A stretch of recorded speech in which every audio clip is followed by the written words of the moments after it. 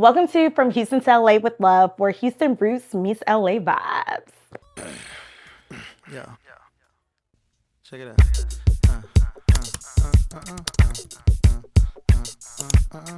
Yeah, we're gonna do something a little different here. Here's Teresa's providing our drinks for today's episode. This is my first podcast, guys. I am super excited. My podcast, we will not be drinking. I drink enough. Yeah. Welcome to From Houston to LA with Love, where Houston roots meets LA vibes. My name is Jayla. I'm your host for today. This podcast means everything to me because it's all about sharing my journey and stories of friends, creators, and natives from not only Houston, but also LA. My main thing on this podcast, I just want to keep it real, fun, and authentic for you guys. I'm going to show the real of myself, of my friends, of all the guest stars that are going to be a guest to my podcast. With this episode and the episodes to come, I definitely want to start it off with prayer and genuine love. Father God, in the name of Jesus, we thank you today, God. We thank you for everything that you're doing in our life, God. We thank you for the viewers on today, God, small or big. God, we ask that they receive something from my podcast and that I receive something from them, Lord Jesus.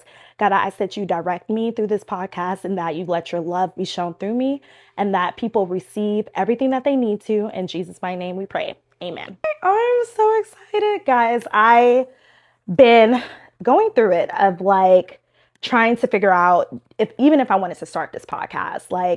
God has been nudging me for a while and I have been like, Jesus, I don't know.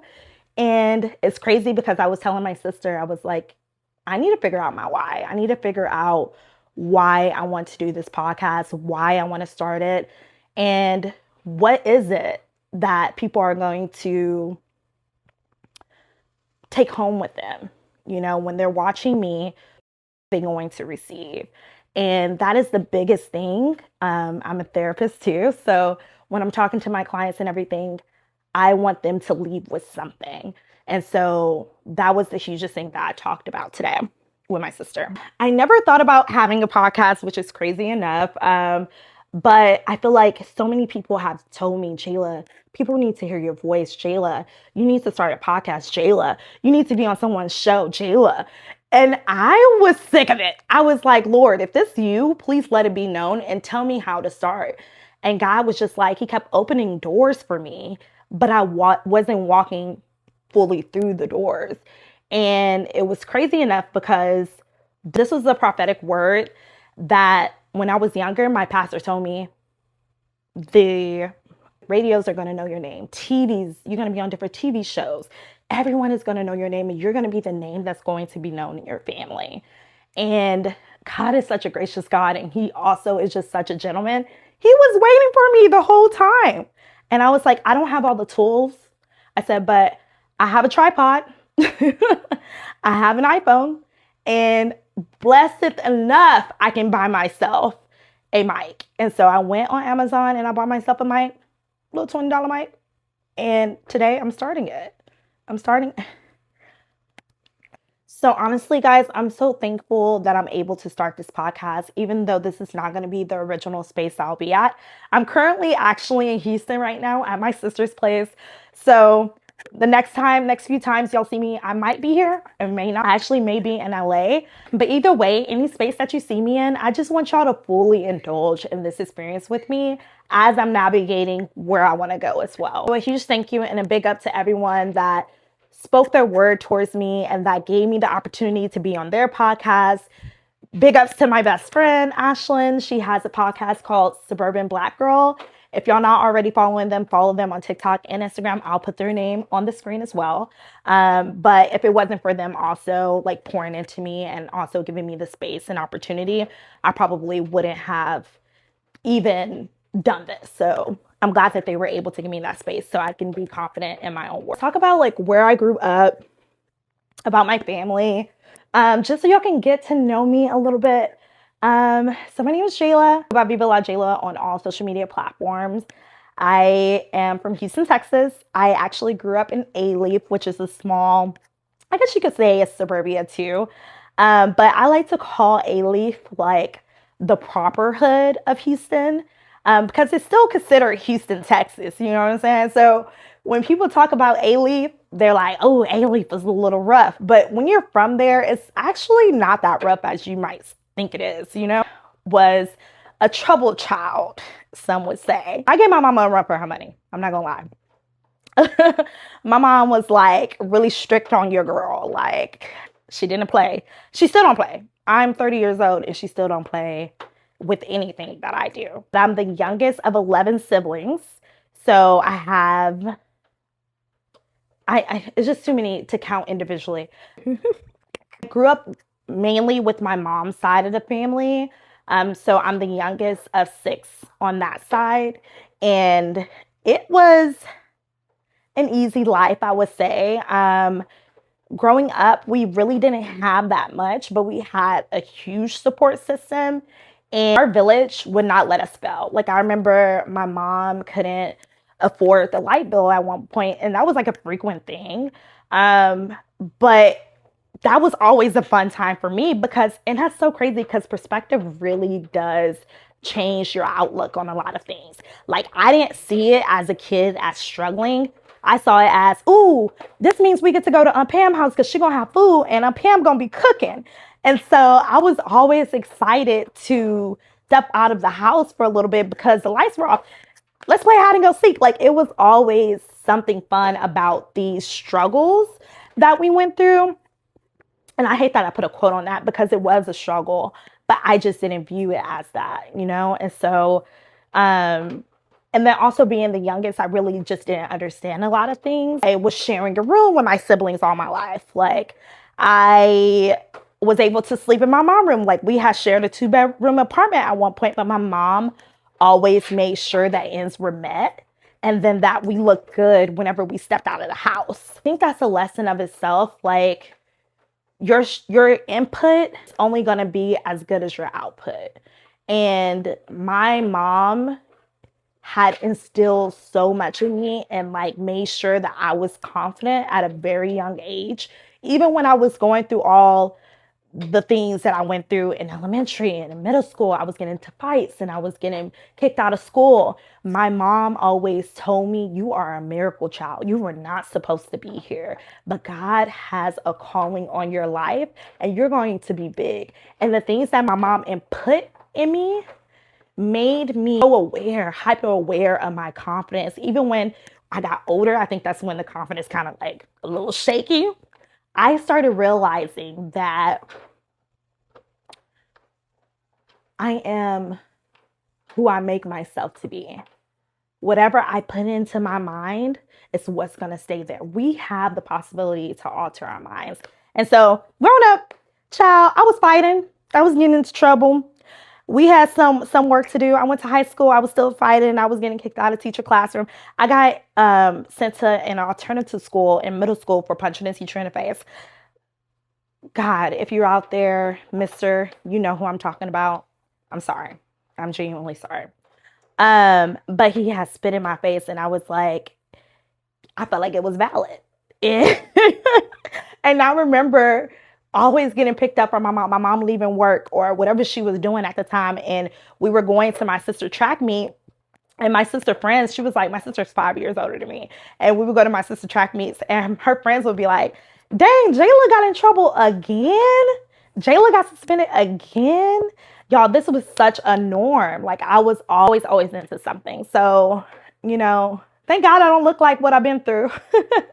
But I had one teacher, her name was Miss Honey. She like poured so much love and gratitude into me that I was like, I'm not going to let this lady down. I'm not going to let my mama down. I'm not going to let my family down. So I went to college. I made something out of myself. And I remember God turning everything around for me in college, like in the mix of all my mess. God was like, one thing he'll do when you're in college, you think you having fun, you partying with your friends, you're having a good time. He will snatch you so quick. God snatched me so fast. And I was like, dang, okay, I'm gonna get it together. I would say my environment tried to impact my confidence. There were times where other Black girls would pick on me and start fights with me because my mom had instilled that confidence in me at a young age, because I knew I had it going on, because I was wearing Dooney and Burke and Juicy Couture. But the thing was, I was wearing hand-me-downs and they didn't even know my background story. My cousin lived a very wealthy life. My aunt and my uncle had it going on. So I was wearing their hand-me-downs. And it's so crazy because people don't even know your story, but they judge you just because the way you carry yourself, what you do in life. And it's like, it's not my fault that I think I'm cute. It's not my fault that my mom loves me. It's not my fault that my dad calls and check on me. Like, that is a y'all problem if y'all have something to say about that. But I was raised in love. And even in my extended family, they show me so much love and grace. And so, yeah, it's just so crazy. Like, your environment really will try to alter you, but it's really up to you how you deal with it. And so I think it was a lot of challenging aspects. Even when, we was talking about college, and when I was there and having to prove myself because I was the only Black girl a lot of the times in the room. A lot of my counterparts didn't make it. They were dropping out my freshman and sophomore year, but it was up to me to make something out of myself. And I saw my siblings being a highlight and a vessel to so many great success stories. And so I wanted to be a part of that success story. I wanted to make my own success story. And so I use them as, these are my successors. My siblings are my successors. They doing their biggest one. I had one brother and he knew how to build a vanity. He studied one YouTube video, and after that was building vanities for celebrities and doing all these great things. And then my sisters, they was in college. Then one of my sisters went to go get her master's. And I said, hey, I can go get my master's too, because I enjoyed school. I enjoyed learning and evolving. And I think that was pretty much my upbringing, is evolving. It was evolving. My upbringing was evolving. So I am, I'm no better than the next person. I am figuring out my story and journey as I go. And I think because of some of the things I went through and some of the things that I experienced, those things navigated me to wanting to become a therapist. And I knew I wanted to be a therapist when I was in high school. High school is when I first realized that I wanted to be a therapist. Actually, was it high school? Yeah, it was high school. I was receiving therapy myself my 8th grade year and my 9th grade year. During my 9th grade year, my therapist at the time was like telling me that she was leaving to another company. And I had just started opening up to her, but it took me a while to get there. And I said to myself, I was like, I want to be a person where people can take their time to get there with me.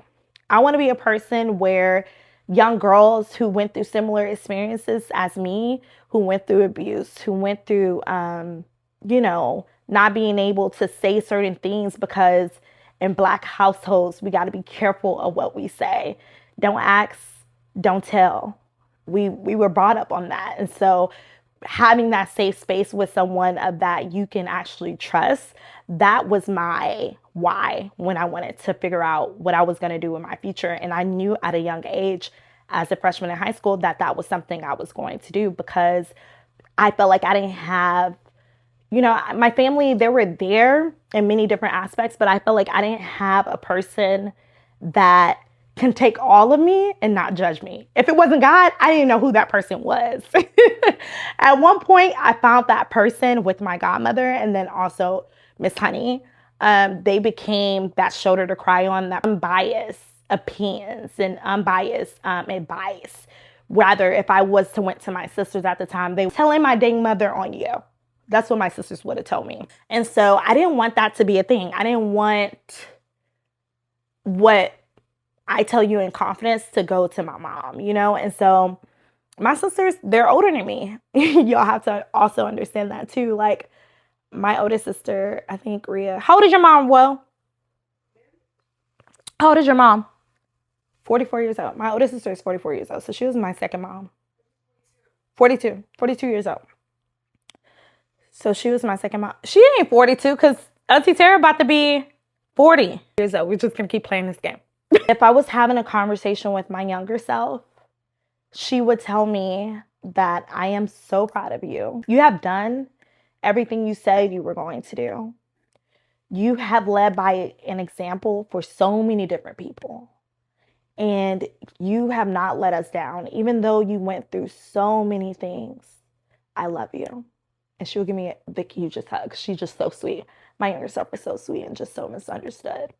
So I will hug her back. And so going from all that, I chose to move to LA because there were so many different things that were happening in my life at the time that I felt like I needed an escape. So initially it was more so I want to leave. I want to escape from all this. I want to just get away from family. I want to figure me out. And it was more so an identity crisis.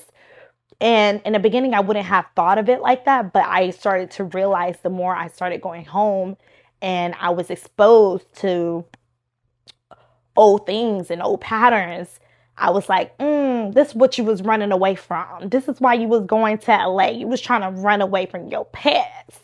And now you have to deal with it, right? And so I remember when I was in college, I started using my refund check to take my mom to different places because I was like, my mom hasn't experienced the world. My mom hasn't been traveling.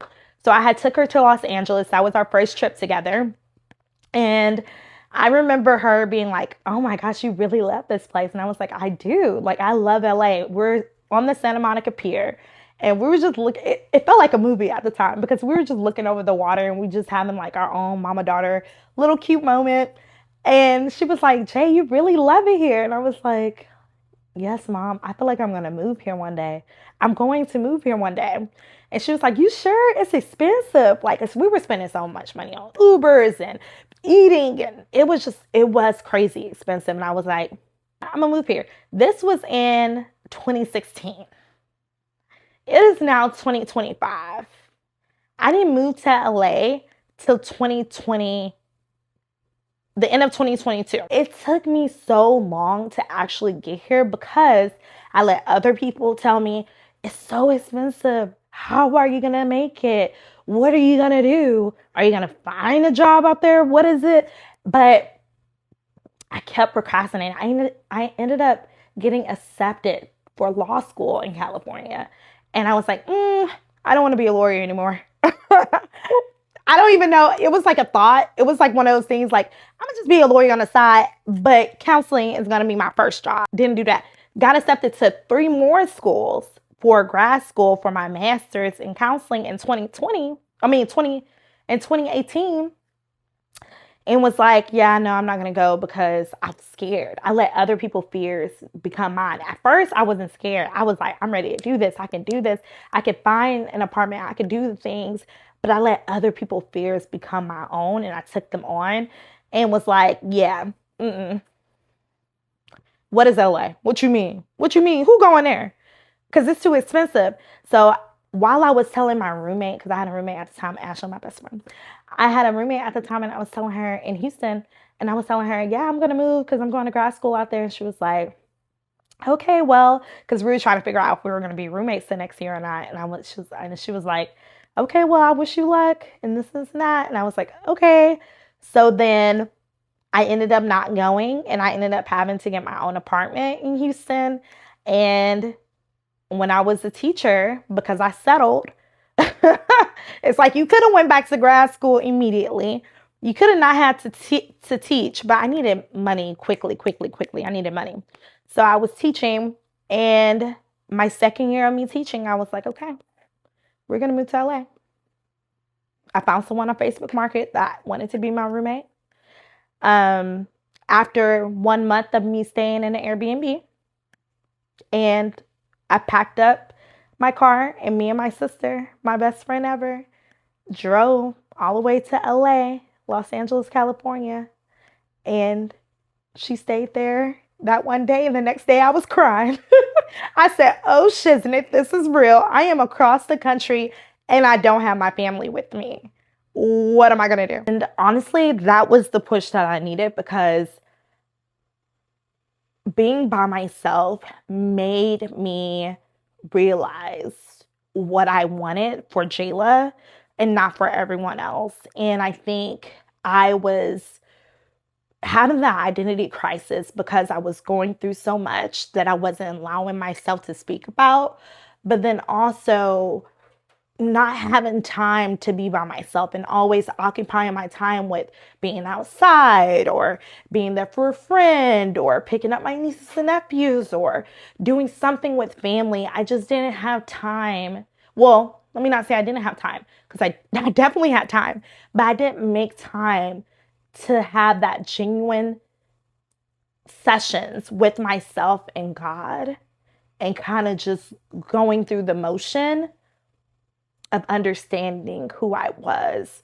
And when my sister left me in LA, I was like, okay, what are we gonna do? So I started doing these series where because I didn't have a job, I took out my TRS, I took out my teacher retirement money, and I started just taking myself out on solo dates. And I called it From Houston to LA with Love. And that was a series on TikTok, but that really just wasn't my vibe, because it was like, From Houston to LA with Love.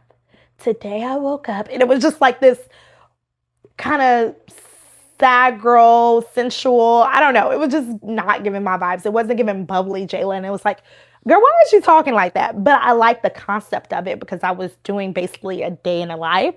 And so it was really good for me to be able to explore and just like do stuff in LA and see the city for what it was. And so I started getting into just finding out different spots that nobody really heard of, because LA has just so many things.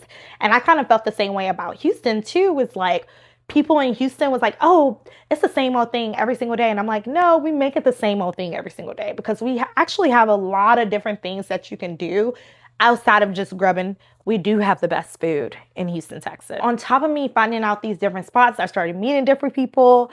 I started finding out these events. Like, it's so crazy that for Grammys, they'll post where the event will be at, the address, who will be there, everything. And so I would go to these events, and my name was J. Smith everywhere I went. And baby, that's all I'm going to say. My name is still J. Smith, period. But I met so many different people from just putting myself outside the box and allowing myself to explore in a space and a pace that felt comfortable for me. And I had a couple friends that were from A-Leaf that actually moved to LA, and they had a friend group already, and I kind of entered into their friend group. And then I ended up making my own friends outside of that friend group. And I started to just be known for Jayla crazy. Jayla do everything. Jayla do this and that. And so I started meeting more people, and I got into PR. I ended up messaging one of my good friends now. His name is Elton, and just so happened he was from Houston as well. And he had his own PR agency. And so he specialized in public relations, but then also just he was doing marketing as well. And so I wanted to be around that. And so I asked him to meet up for coffee. He was like, do you want to be my intern? I said, I don't know if PR is something that I want to do, but I would love to learn from you. And he was just such an inspiration on my life, even during that time of like, okay, you came to LA, but why did you come to LA?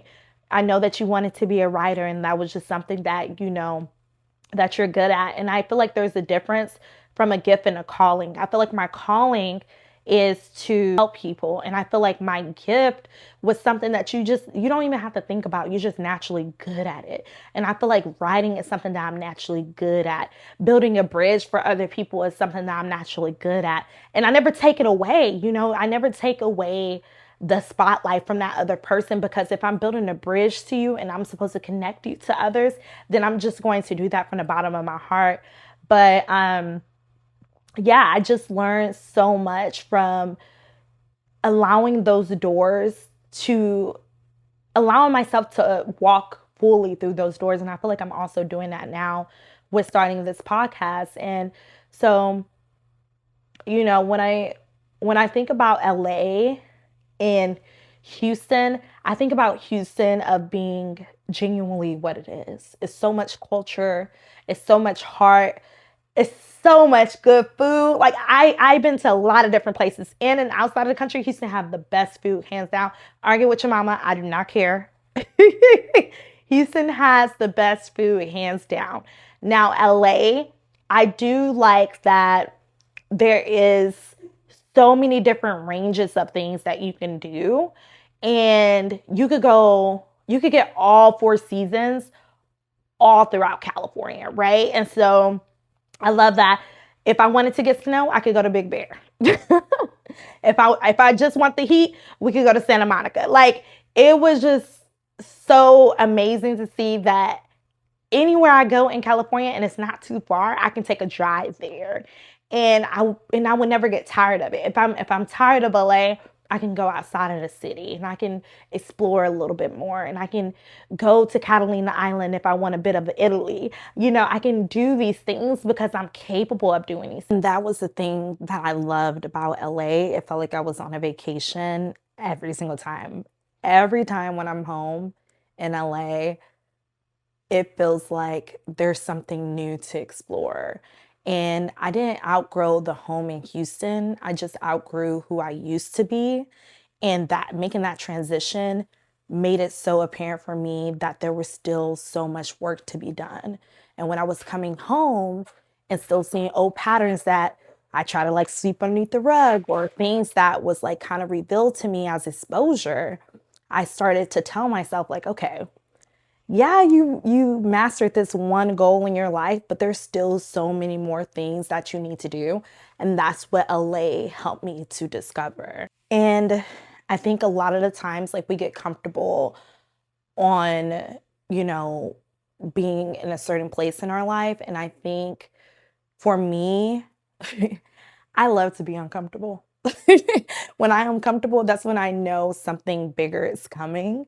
And so I continuously sometimes put myself in uncomfortable situations so that I can go to the next level.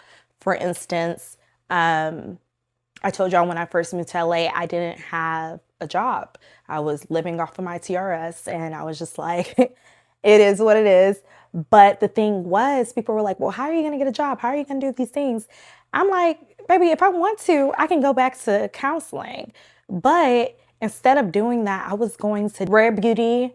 There was Skims at the time. Went to all these different places, and I printed out my resume, old school it, and handed them my resume and was like, hey, I heard you guys was looking for a job. And they were like, no, we're not. Although I got a whole bunch of no's and God redirected me to go back to therapy, it was just the putting myself in that uncomfortable position to get what I wanted. And although it was what I wanted and God truth for me, it was misaligned. So I had to come back to basics. In that moment, I didn't think it was a bad thing to start over. I think it's important to see the outline of your life and try to figure out, where in those bullet points am I missing, or did I not accomplish just yet? Or what are some things, God, even having that conversation with God, like, God, I moved to the city. I know that you had your hand up on me, but what is it that I'm needing in this season? I can't hear from you the way that I should be hearing from you. Can you speak a little bit louder, please? Or give me a signal that is so profound that I know it's only from you. And so having those hard conversations is always the first signal of growth and strength. Can you expect from this podcast? You can expect different people to be a part of this podcast. People that are well known in Houston, people that are not that known in Houston, born and raised in LA and in Houston, and just having authentic vibes, authentic conversations. I'm hoping that this podcast also bring you guys strength to walk out of your comfort zone and to do things that really give you the ability to say, hey, today is my day. Hey, today I'm going to do the thing that I was scared of doing. And I really want to the light to you guys, and whatever y'all are thinking y'all need from me, let me know. Because might not be for someone that's purely looking for entertainment. I mean, I am naturally funny. I get that a lot, but I think I want to show a different side of myself here. I think I want to show a side of vulnerability. And, all of my closest friends understand all of me. But the people that are outside of my close circle, they probably think Jayla is a party animal. And Jayla, she she be outside a lot. She, you never know what you're going to get from her. But Jayla has so many different levels to her. Jayla is a churchgoer. Jayla do love to party. Don't get me wrong. I love a good time. But Jayla will be in her Bible early in the morning. Jayla be studying. Jayla is in school for her doctoral. And Jayla is also a therapist. So it's so funny knowing people's different outlooks of me. But then it's also their perception. So I never let other people's perception be my own. But I want y'all to get to know me on a deeper level and not just surface level on social media. I want y'all to know all of who I am. And there's so many different great qualities, and there's some icky stuff about me too. But I want y'all to know that that's what makes me me. And I hope that y'all get that through this podcast. I'm working on my cussing. I be cussing sometimes, trying to do better. So on this podcast, I'm going to be holding myself accountable not to curse too much, be very intentional about the words that I say, because I do want this to be universal. I want this to be for a young girl that is probably needing some guidance. I want this to be for a young boy that is going through mental health issues. I want that to be I want this podcast to be a voice for someone that is scared to move from their hometown across the country or outside of the country. I want this podcast to be a light for other celebrities. I want this to be a one-stop shop for everyone. By continuously being me, we can get that here. This is a positive space. I don't want no negativity on my podcast. If y'all say something, y'all might be called out, because I do call people out, and I am that person that will put you on blast. Yes, I'm sweet. Yes, I have a big heart, but I will put you on blast and I will call you out. I don't care. You guys, I know that this is not a super long episode, but I hope that y'all received everything that you guys wanted. Remember to follow us on Instagram at FH2LA. It's FH, the number 2, LA on Instagram, TikTok, and on YouTube. And then hopefully we'll get to Spotify sometime soon. But I love you guys. Bye.